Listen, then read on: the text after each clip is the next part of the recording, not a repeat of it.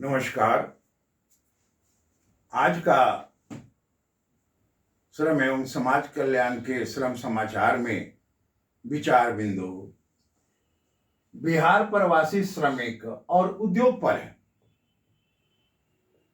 और ये जो समाचार है मंत्री जी ने 15 तारीख को विधानसभा में कहा है, उसी के ऊपर ये आधारित। अभी बिहार में प्रवासी श्रमिकों के ऊपर काफी तनाव चल रहा है। तमिलनाडु का मामला, अब ये सब आपके दृष्टिकोण में होना चाहिए। अब देखिए, श्रम मंत्री जी ने 15/3/23 को विधानसभा में बताया, और ये प्रश्न विधानसभा में वीरेंद्र प्रसाद गुप्ता जी जो माननीय विधायक हैं उन्होंने किया था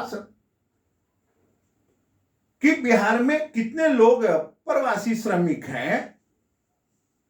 तो श्रम मंत्री जी ने बताया कि प्रवासी श्रमिकों का कोई आंकड़ा नहीं है।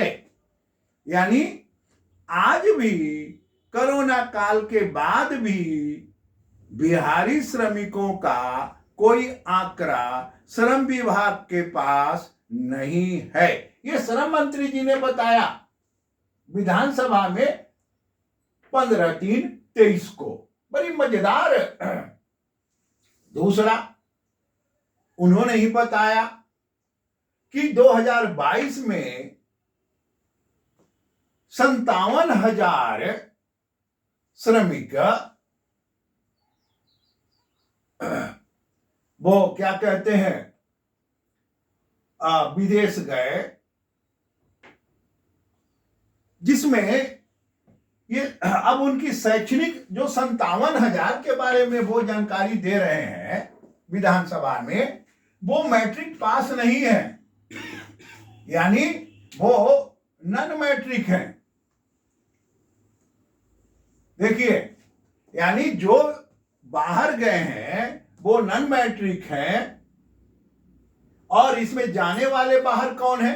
राजमिस्त्री, ड्राइवर, प्लम्बर, बिजली मिस्त्री, यानी जो कुशल श्रमिक बिहार के हैं वो बाहर गए हैं। अब इसका आंकड़ा उनको पता नहीं कहां से मिला है। हो सकता है जब पासपोर्ट बना होगा तो उसके द्वारा ये आंकड़ा हो सकता है। ये कुशल श्रमिक गए हैं। और उसके बाद उन्होंने पुनः बताया कि बिहार के 24 जिलों में 43 लेबर डिपार्टमेंट का ट्रेनिंग सेंटर है, यानी प्रशिक्षण सेंटर है। ये श्रम मंत्री जी ने बिहार विधानसभा में अपने प्रश्न के उत्तर विधायक जी के प्रश्न के उत्तर में बताया। तो कोरोना के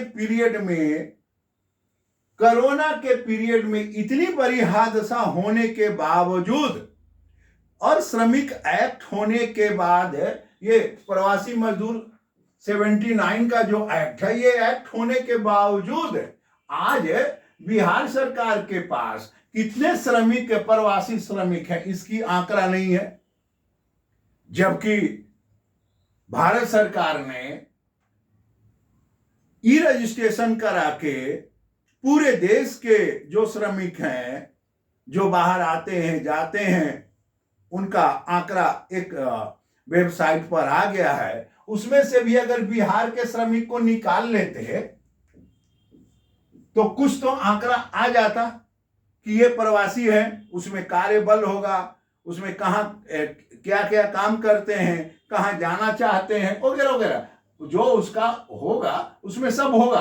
तो प्रवासी श्रमिकों का कोई आंकड़ा बिहार सरकार के पास नहीं है। चलिए, ये माननीय श्रम मंत्री जी का बयान है, लेकिन उन्होंने कहा कि 22 में ये कुशल श्रमिक जो उनका 57,000 है, जो मैट्रिक पास नहीं है, वो श्रमिक राजमिस्त्री, ड्राइवर, प्लम्बर, बिजली मिस्त्री बाहर गए हैं काम करने के लिए। अब दूसरा, उद्योग श्रम मंत्री के बाद अब आइए उद्योग मंत्री। बड़ा मजेदार है। अब एक माननीय विधायक जी का प्रश्न था उद्योग धंधा पर। तो श्रम मंत्री उद्योग मंत्री जी ने विधानसभा में बताया कि इथेनॉल का जो कारखाना बिहार में आने वाला था, जो बीजेपी के पहली बार उद्योग मंत्री बने थे, तो बहुत पेपर में आता था कि यहां काम कर रहे हैं, वहां काम कर रहे हैं, वो इथेनॉल आ रहा है, वो इथेनॉल जा रहा है। तो श्रम मंत्री ने विधानसभा में बताया कि इथेनॉल का जो कारखाना था उसके निवेशक ही गायब हो गए।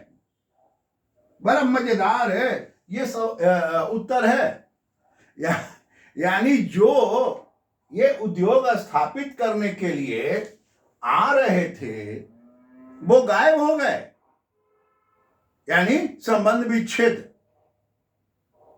मित्रों, बड़ा मजेदार चीज है।